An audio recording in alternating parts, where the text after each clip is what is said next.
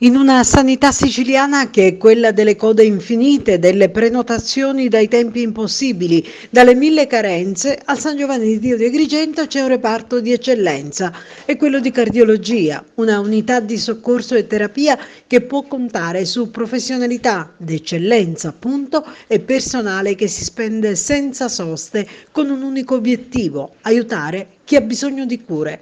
Come sono riusciti a conquistare la stima e la fiducia dei pazienti? Ce lo dice il primario, dottore Giuseppe Caramanno. Siamo riusciti innanzitutto con la dedizione, con i sacrifici e l'abnegazione da parte di tutti i miei colleghi, degli infermieri e degli ausiliari. E poi il denominatore comune è rappresentato dalla passione, perché quando c'è la passione sicuramente si raggiungono risultati ragguardevoli. La criticità maggiore è rappresentata dalla carenza di personale, specialmente personale infermieristico e personale anche ausiliari.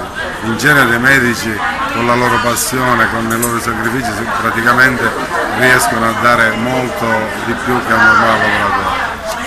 Quindi ciò che è necessario è anche dire che questo personale riesce con la propria abnegazione a supplire alle carenze, anche molto spesso sobbarcandosi turni e responsabilità maggiori di quelle che dovrebbe avere. Sì, ma basti pensare che noi abbiamo circa 350 chiamate l'anno in pronta disponibilità.